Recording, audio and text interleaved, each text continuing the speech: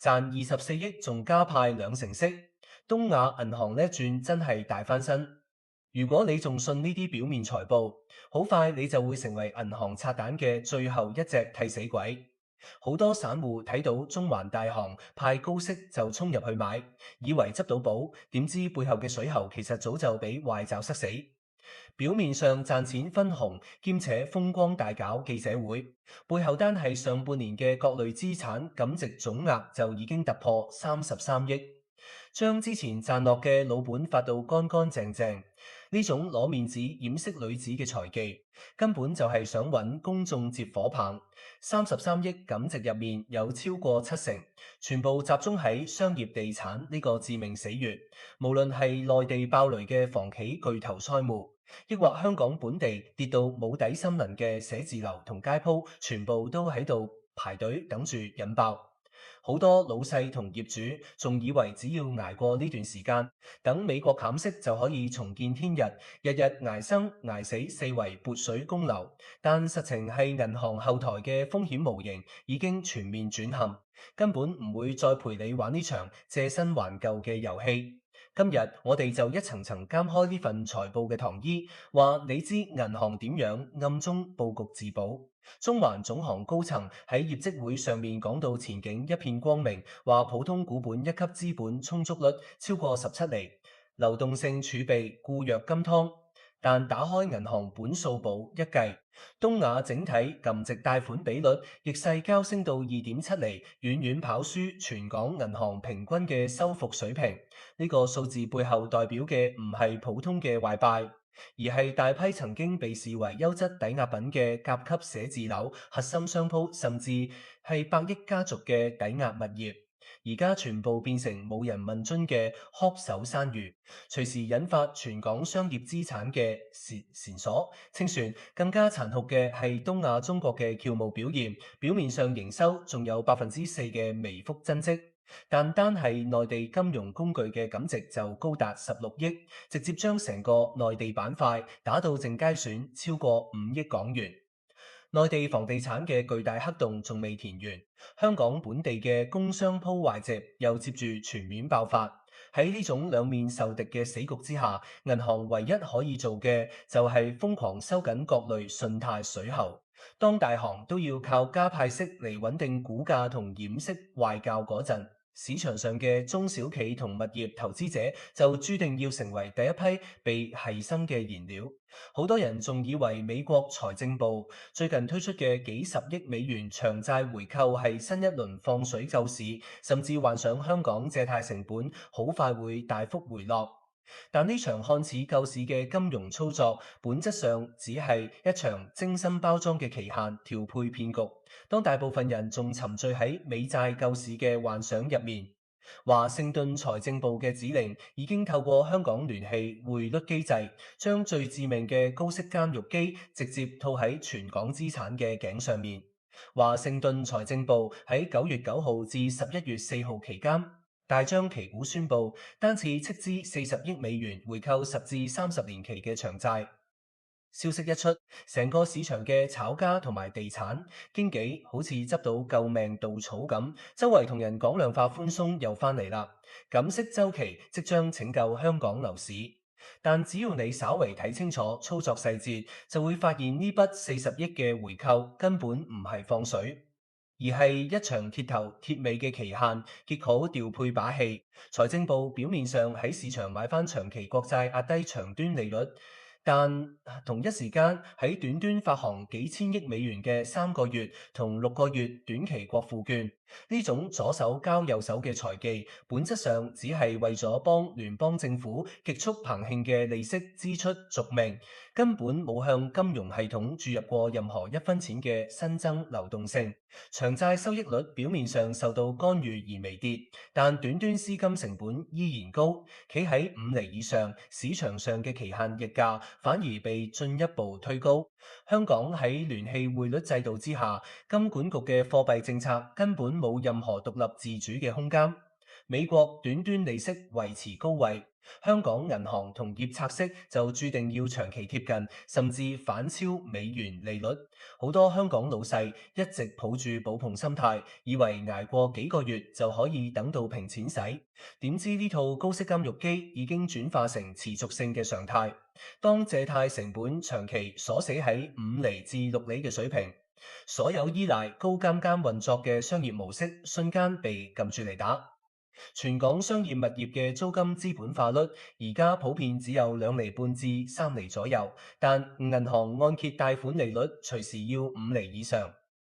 呢種利差倒掛嘅幅度達到2厘幾，意味住物業業主每個月收返嚟嘅租金，連應付銀行嘅利息都唔夠，更加唔好講要還本金。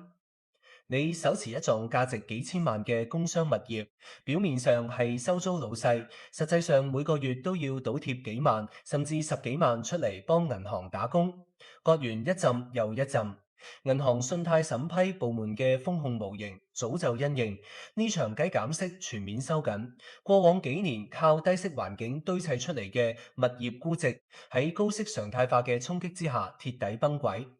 銀行內部嘅壓力測試標準已經由以往假設加息2厘，直接轉變為長期高息假設下嘅現金流折現評估。一旦物業產生嘅租金無法覆蓋利息支出嘅1.2倍，系統就會自動將該筆貸款標記為潛在風險資產。美國呢場期限結果調配操作，最陰險嘅地方在於抽乾咗全球新興市場同離岸美元中心嘅真實流動性。離岸美元瘋狂回流美國本土去買高息短債，留低喺香港銀行體系嘅結餘持續維持喺歷史低位。水喉一旦被關閉，市場上根本冇新增資金去承接各類商業資產。以往靠借新還舊維持嘅地產神話，瞬間變成一個冇人接盤嘅死局。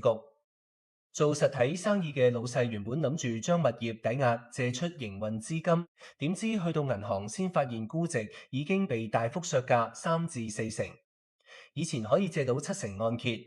而家銀行只肯批4至5成，兼且要額外審查你公司過去2年嘅審計報告。如果公司營運現金流稍有下滑，銀行唔單止唔會批新貸款，甚至會要求你提前償還部分本金，令到原本已經捉襟見肘嘅資金鏈雪上加霜。市場上散佈嘅美債救市論調，只不過係部分金融機構想喺最後關頭揾人接火棒嘅宣傳手段。當大家以為減息會帶來新一輪資產暴漲嘅時候，殘酷嘅現實係成個金融體係正在進行一場血腥嘅去揈金洗牌。所有喺過去10年靠平錢過度借貸嘅投資者同企業，而家都要為自己當初嘅貪婪付出代價，日日捱生捱死，都只係喺度替銀行填補利息黑洞。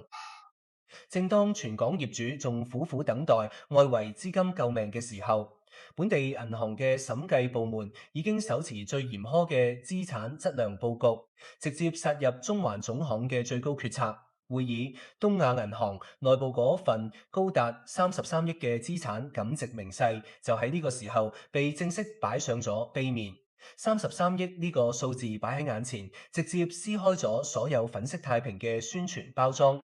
翻開東亞銀行呢份中期業績報告入面嘅金融工具減值損失高達29億8千萬，再加上投資物業重估減值超過4億，兩筆數加埋實打實超過33億。最令整個金融圈震驚嘅係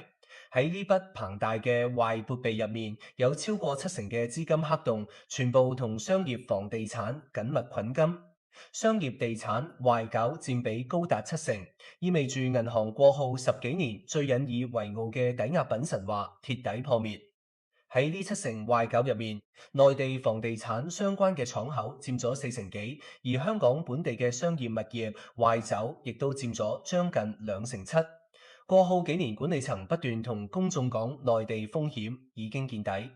點知今年上半年爆出嚟嘅感值規模，反而比市場預期更加豪狠，直接將全年嘅核心利潤吞噬得乾乾淨淨。國際財務報告準則第9號嘅預期信用損失模型，而家成為咗所有商業銀行嘅緊箍咒。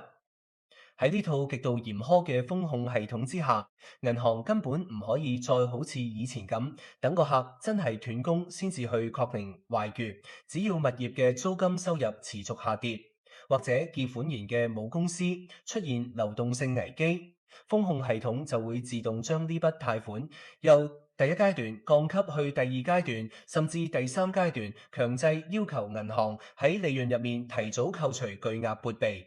真正致命嘅審查殺招，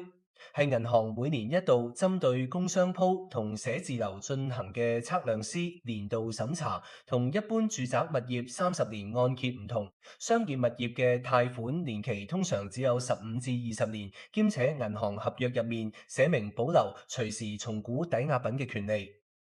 每逢年中或者年尾，銀行就會委託各大測量師行，根據最新嘅租金資本化率同市場成交記錄，為所有抵押在岸嘅物業重新評估市值。測量師行只要將租金資本化率向上微調半厘，成座物業嘅估值就會瞬間蒸發2成至3成。一旦物業最新估值跌破當初貸款合約所規定嘅按揭成數上限，銀行後台嘅風險控制系統就會自動觸發追差額機制。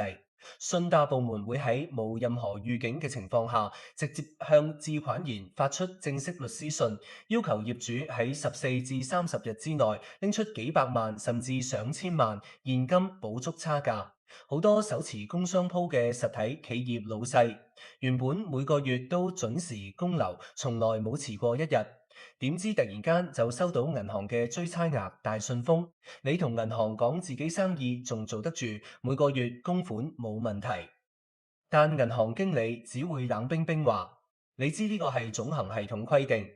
喺資產價格急速下行嘅環境之下，銀行最在乎嘅唔係你過往嘅信譽，而係點樣喺抵押品價值徹底崩潰之前，盡快收回自己借出去嘅本金以自保。不良資產比率逆勢惡化至2.7厘，正正反映出東亞資產質量嘅嚴峻局面。當全港大型銀行嘅不良貸款率普遍維持喺1點幾厘水平嗰陣，東亞嘅2.7厘不良率無疑係敲響咗最高級別嘅警鐘。呢個比率逆向攀升，說明銀行內部有大量已經出現嚴重問題嘅商業貸款，就算經過多次展期同重組，依然無法擺脫隨時淪為呆教壞教嘅命運。高達17厘嘅普通股本一級資本充足率，表面睇好似係一面堅不可摧嘅防麻盾牌，但實際上正正暴露咗銀行管理層嘅極度恐慌。銀行寧願將大量資金鎖死喺一級資本庫存入面，都唔肯將資金投放翻落真實嘅信貸市場。呢種將資金閂門鐵底鎖死嘅自保策略，直接導致市場上嘅流動性進一步枯竭，令到本來已經脆弱不堪嘅商業物業市場陷入更深嘅流動性陷阱。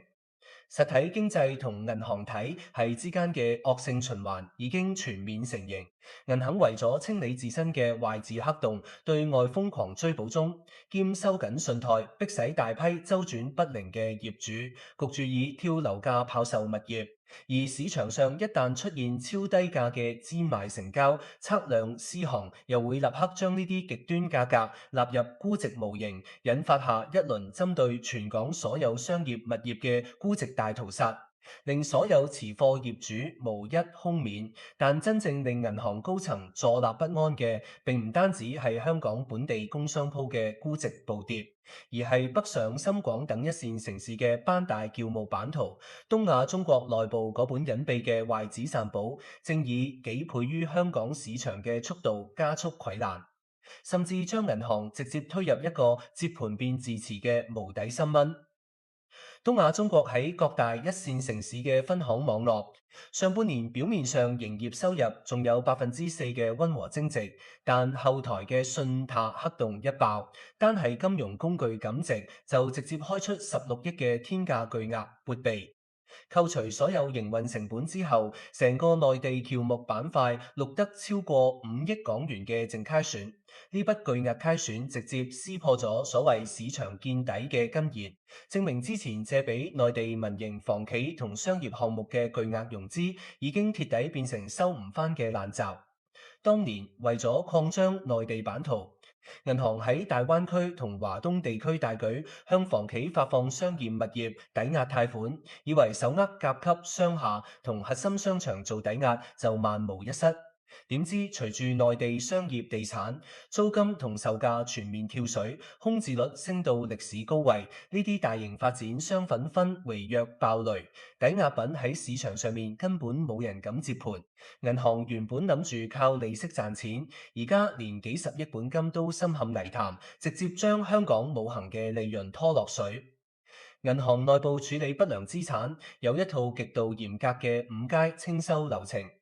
第一步係系統預警與內部催收，一旦結款前連續2期利息延期，風控部門就會立即亮起紅燈。第二步係委託獨立測量師行重新評估抵押品市值。第三步就係正式發出法律文件同大信封，通知業主要喺限期之內補足差額或者清還全數欠款。如果業主無法籌集資金，第四步就會直接入監法院申請收留令，將物業強制轉化為銀主盤公開拍賣。而最無奈嘅第五步就係物業多次流拍之後，銀行被迫將不良資產轉入自己本數簿，進行壞帳核銷同長期自持。現時全港以至內地嘅問題在於，成套清收流程完全卡死喺第四步同第五步。過往喺樓市上升期，銀行收樓之後，好快就可以喺拍賣場以7折或者8折順利套現離場。但今時今日，成個投資市場已經冇人肯做水魚接火棒。拍賣行就算將底價一劈再劈，由8折冚到6折甚至5折，顯白依然係零買家舉牌。銀行原本想快速斬篷甩手，結果反而將自己由債權人逼成咗實質嘅接盤大業主。最典型嘅血淋淋例子就係近年各大家族嘅工商鋪清算風暴。好似以故鋪王鄧成波家族留落嚟嘅奸大物業組合，涉及數以百億計嘅銀行抵押貸款。銀行為咗追差額同收回貸款，將旗下位於旺角、尖沙咀甚至葵涌嘅商鋪工廈成批推向市場拍賣。點知市場承接力極度疲弱，原本估值幾億嘅巨型商場，就算劈價60%拋售都冇人問津，最終只能夠由相關債權銀行硬生生吞返落肚，每個月仲要倒貼巨額管理費同差額。同樣嘅慘烈局面亦都喺山頂南區嘅頂級豪宅市場上演。過往幾年，唔少富豪同內地老細將山頂獨立屋同頂級洋房抵押俾銀行借取大額流動資金，每間豪宅涉及幾億至10幾億按揭。當呢批超級富豪資金鏈斷裂之後，銀行滿心歡喜，以為收翻豪宅可以高價拍賣套現，結果拍賣行連開幾次拍賣會都慘淡流拍。呢啲天價豪宅瞬間變成銀行手頭上最難變現嘅重資產，不鎖死大量信貸額度，更加日日侵蝕緊銀行嘅資本儲備。接盤變字詞對銀行資產負債表嘅打擊係雙重嘅。首先，銀行持有呢批流動性極差嘅不良物業，喺會計準則上面必須按照公允價值進行每季度嘅減值測試，只要市場價格繼續下跌，銀行就要喺損益表上面持續扣減利潤。其次，根據金管局嘅監管要求，自持非自用物業需要佔用極高嘅風險，加權資產權重。呢種資本消耗會直接壓縮銀行對外發放正常貸款嘅空間，令到成間銀行嘅盈利能力被鐵底崩割。行內人都好清楚，銀行嘅專長係做資金中介賺取息差。根本冇能力去經營同管理咁多商場、鋪位同豪宅。為咗維持呢啲銀主盤嘅基本運作，銀行要額外聘請物業管理公司、測量師同法律團隊，每個月產生嘅剛性維護成本高達幾百萬。當一個原本應該提供穩定利息嘅抵押品，反過嚟變成每個月都要吸血嘅無底洞嗰陣，銀行嘅資產負債表就已經陷入咗最危險嘅惡性循環。面對內地5億巨雞同全港接盤自持嘅雙重夾擊，東亞銀行高層終於喺閉門會議上面定下咗一個長達數年嘅殘酷拆彈時間表。隨住內部清算指令正式下達，全港拍賣行嘅抽屉入面，一份份即將湧入市場嘅銀主盤清單已經準備就緒。全港各大拍賣行同物業代理嘅內部系統入面，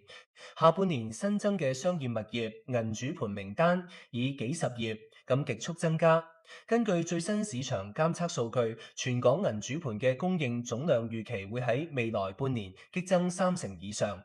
由尖沙咀地煲到九龍灣工廈，再到中環甲級寫字樓，大批斷供物業好似排隊等候處決咁，被迫推向公開拍賣市場，引發一場前所未見嘅商業資產大踩踏。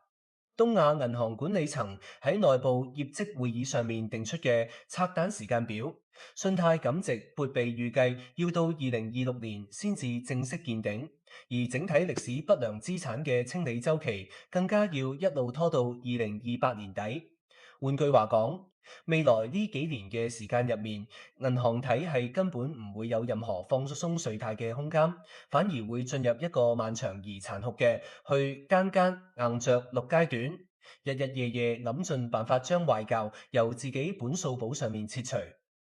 當一間銀行將拆彈死線定喺2028年，背後代表嘅係一場持續幾年嘅信貸大收縮。過往銀行為咗做大資產規模，對各類工商鋪抵押貸款隻眼開隻眼閉，甚至主動幫客戶做再融資。但而家為咗應對2028年嘅合規大限，信貸審批部門將所有八門鐵底鎖死，新貸款申請基本上全面停批。現有貸款只要稍有瑕疵，就即刻進入清收程序，根本唔會再俾你任何喘息嘅機會。銀主盤激增30%嘅連鎖反應，首先喺市場價格上面引發毀滅性嘅打擊。拍賣行每週推出嘅交吉盤同銀主盤開價一個比一個低，直接將成個片區嘅市場成交價砸穿地板。以往一個旺區地鋪可能值5000萬，銀主盤一開出2000萬嘅底價，測量施行，第日就會將同條街所有鋪位嘅估值全部削半。呢種人踩人嘅債賣潮，直接將所有正常供緊樓嘅業主拖入負資產嘅森林。更加兇險嘅係商業租賃市場嘅全面失守，隨住實體零售同餐飲業生意日漸艱難，空置率節節攀升，租金收益率根本追唔上借貸成本。以往業主仲可以靠租金收入勉強應付銀行供款，但當租客要求減租或者直接退租交吉，業主每個月嘅現金流缺口就會瞬間擴大到幾萬甚至10幾萬。喺銀行隨時準備追差額嘅高壓之下，呢啲失去租金支撐嘅物業，好快就會趕為下一批銀主盤。打開銀行內部嘅奉控清單，你會發現今次危機同過往幾次地產下行週期完全唔同。以前只要捱過1-2年短暫衝擊，外圍減息同經濟復甦，好快就會帶動資產價格反彈。但今次銀行面對嘅係決稿性嘅長期高息同實體經濟去減金。2028年嘅拆彈目標意味住銀行高層已經做好最壞打算，寧願犧牲短期利潤同客戶關係，都要喺未來幾年內將所有高風險資產徹底清理出局，去罰身係間間硬着力嘅痛楚，最後全部轉嫁喺香港廣大嘅中小企同實體老細身上。好多經營餐飲、零售或者貿易嘅老細，當初用自己間鋪或者寫字樓抵押，借取透支額度做營運資金。點知銀行而家為咗壓低不良率，不唔肯續期信用額度，更加要求老細喺短時間內償還全數透支款項。呢種抽水喉嘅做法，直接扼殺咗實體企業最核心嘅流動資金，導致大批原本經營正常嘅公司被迫結業。香港銀行體係30年嚟最嚴重嘅資產質量危機，而家先至啱啱拉開序幕。由美債高息所死流動性，到東亞銀行33億壞賬爆雷，再到全港銀主盤海為息湧現，每一個環節都喺度加速資產價格嘅出清過程。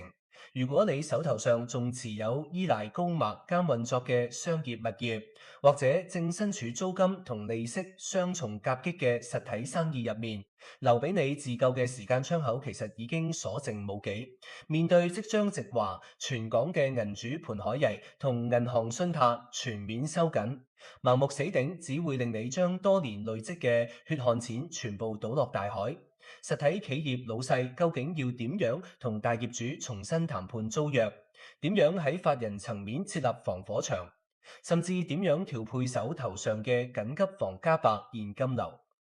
呢套能夠喺2028年拆彈大清洗之中保住性命嘅實戰自救方案，已經擺喺每一位老細面前。第一步談判必須由租約決告徹底改寫開始。做餐飲同零售嘅實體老細，聽日返到公司第一件事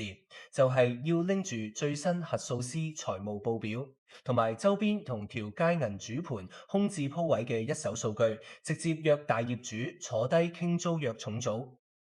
以前嗰套每個月硬性交10幾20萬死租嘅合約模式，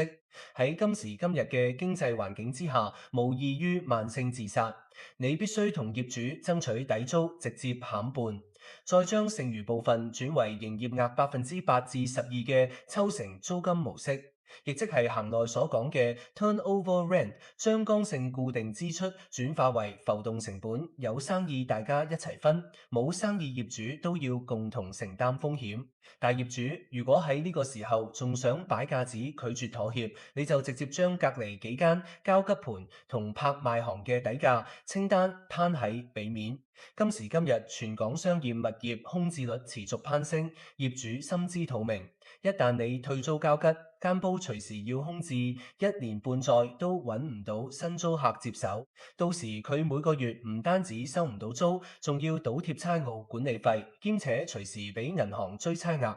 用周邊慘烈嘅銀主盤現況作為談判籌碼，迫使業主面對現實接受營業額分成，係實體企業降低每月剛性失血嘅第一道保命符。第二步關鍵在於建立嚴格嘅法人防火牆，將物業資產同公司營運實體徹底切斷。好多老細過號習慣將自己做緊生意嘅公司同手頭上持有物業嘅特別目的公司混埋一齊做交叉擔保，甚至喺銀行要求之下盲目簽署個人無限擔保。呢種做法喺經濟上行期可能冇問題，但喺高息下行週期就係致命劇毒。你必須將每一項物業資產單獨放入獨立立嘅法人架構入面進行嚴格核算。一旦發現某個物業嘅淨租金回報連續2季見負，必須果斷停損斬纜，絕對唔可以用主業辛苦賺翻嚟嘅營運資金去幫物業填氹。做生意最忌用主業血汗錢去填物業嘅冇底租金黑洞。當物業淨收益連續2季見負，果斷將物業同公司營運實體貼底隔離，切忌以個人無限擔保盲目硬頂。銀行客戶經理如果遊說你簽署個人擔保嚟換取短暫嘅貸款展期，你必須清醒拒絕。因為一旦你簽咗個人無限擔保，銀行將來追差額嗰陣，就唔單止係收走你間物業咁簡單，而係會順藤摸瓜查封你全家嘅私人資產同營運中嘅優質喬木，直接將你成個人生逼上絕路。第三步係立即建立12至18個月嘅剛性營運現金流防稿池。由今日開始，所有重資產擴張、開新分店或者盲目裝修嘅資本開支必須全面叫停。手頭上所有未被質押嘅乾淨現金，千祈唔好隨便擺喺收益唔明朗嘅高風險投資入面，而係要穩陣配置喺1至3個月嘅大行定期存款或者短期美國國庫券入面。呢批隨時可以變現嘅流動性資產，係你喺未來3年銀行大收水喉嘅寒冬入面，確保公司出糧交貨款同應付突發危機嘅救命水喉。善用政府中小企融資擔保計劃，亦係爭取喘息空間嘅重要手段。如果公司本身營運記錄良好，應該把握機會向8成或者9成擔保計劃提出申請，爭取長達12個月嘅借還利息不還本金安排，將每月嘅還本壓力降到最低，再將騰出嚟嘅現金留所入房加資產池。喺呢場預計持續到2028年嘅銀行去加間長跑入面，邊個手頭上嘅流動現金留得最耐，邊個就擁有在周期底部以極低成本重組甚至反擊嘅最終籌碼。今次東亞銀行表面派高息，但背後撥備33億嘅財報事件，徹底揭開咗香港銀行業未來3年拆彈周期嘅殘酷真相。當各大金融機構都喺度諗盡辦法自保同清算不良資產嗰陣，市場上嘅每一個參與者都必須重新審視自己嘅資產負債表。你認為東亞銀行高達17%資本充足率背後嘅3年拆彈計劃，究竟係香港本地銀行業走出泥潭嘅勇氣，定係迫使全港商業物業加速崩盤嘅催化劑？歡迎喺留言區寫低你嘅睇法，同全港老細一齊深入探討。資產價格嘅潮水退去之後，留低嘅先至係最真實嘅商業本質。唔好再抱住美債減息或者資產反彈嘅虛幻預期，日日捱生懷死。盡快執正自己嘅現金流，劃清法人界線，先至係喺呢場香港30年嘅最大銀行危機入面安然度過嘅唯一正道。